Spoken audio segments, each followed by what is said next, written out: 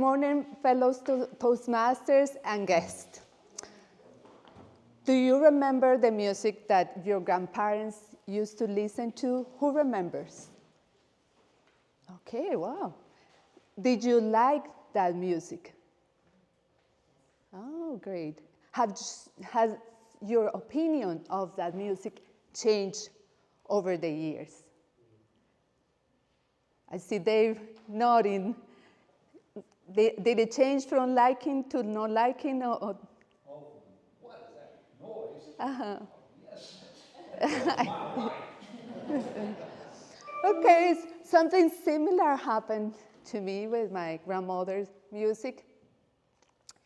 My maternal grandmother, we used to visit her often, and she loved tangos. She listened to tangos on the radio, and not only her, it seemed like the whole neighborhood listened to tango. Tango was everywhere you went. It's like you couldn't escape from it.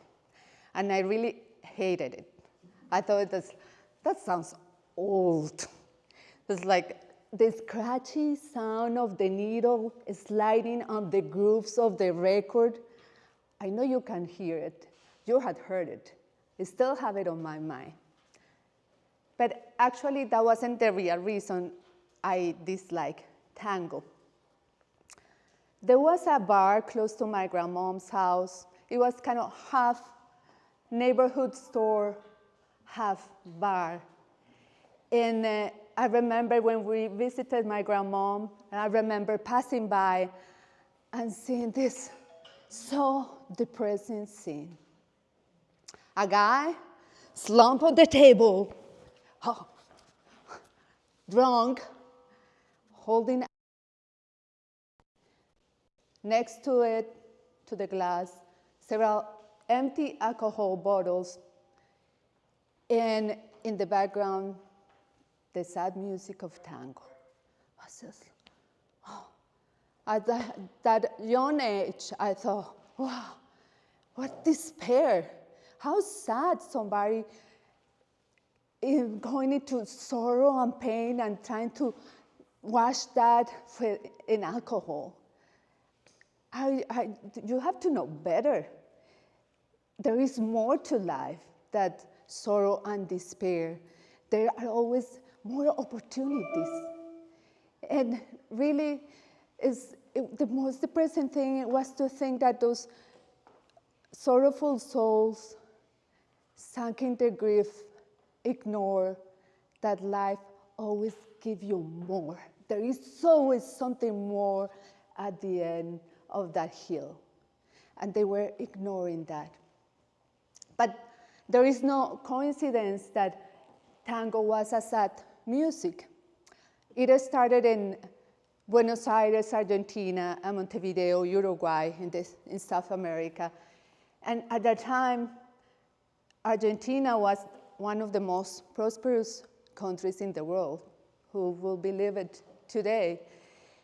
And many people came to Argentina starting in the late 1800s. Many immigrants from Europe came, most of them Italian. And also many gauchos, the cowboys from the Argentine plains, came to the city looking for opportunities, bringing all their enthusiasm, but also bringing all their pain. The nostalgia for the land they left, the family, the friends, the loves that they left behind. So the tango songs are nostalgic, talk about lost loves, impossible loves, and nostalgia. One of the most famous tango composers gave it make a definition. Enrique Santos Discépolo said, tango is a sad thought that is dance. Think about it. Tango is a sad thought that is dance. very dramatic, like the Italians and the Argentinians. But it's true. And that happens, all these immigrants got together in the poor neighborhoods of Buenos Aires where they live, and they had small orchestras playing the music, and people danced that for years. It wasn't until later in Europe, when tango singers went, that the tango music became part of the high-class life in Buenos Aires. And one of those very important singers was Carlos Gardel. Gardel was born in France in 1890. He came to Buenos Aires with his single mother when he was only 3. And he grew there in those poor neighborhoods, going through pain and sorrow, like the guy in the cantina. And well, when he was a teenager, they have moved to the theater district of Buenos Aires. There, she worked as a stagehand for the theaters, and he started to learn about the world of entertaining. And then he started singing in the markets, in the Abasto. One of his nicknames was the singer of the Abasto. And as I said, tango initially was dance. But when Carlos Gardel started singing, it gave tango music its own style that later people imitated. He was very prolific. He made multiple records. He starred in 21 films, and think about that. That was at the beginning of the 20th century when still the films were in infancy, so he was pretty visionary. And he also toured through Europe, Latin America, and the United States.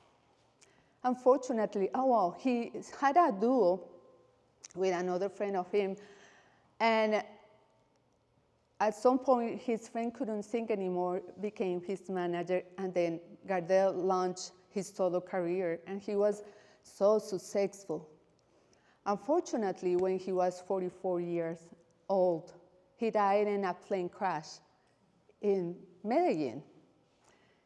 And Carlos Gardel was already loved in Medellin. But after that, he was adored. He became like a stepson, an adopted son for the country. And that's when we go back to my grandma. She grew up when she was a teenager when Carlos Gardel died. And the music of the tango was all what she heard during her life. It also showed her sorrows and her pain, and she cherished that music. So today, and I have to get a sip of water before I continue. Today, to close my speech, I'll have the honor, in memory of my grandmother, I'll have the honor to be the opening act for Carlos Gardel. Oh, and you have the song in your hands, in Spanish and English. Yo adivino el parpadeo de las luces que a lo lejos van marcando mi retorno. Son las mismas que alumbrarán con sus pálidos reflejos hondas horas de dolor. Y aunque no quise el regreso, siempre se vuelve al primer amor. La vieja calle donde el eco dijo, tuya es su vida, tuyo es su querer. Bajo el burlón mirar de las estrellas que con indiferencia hoy me ven volver.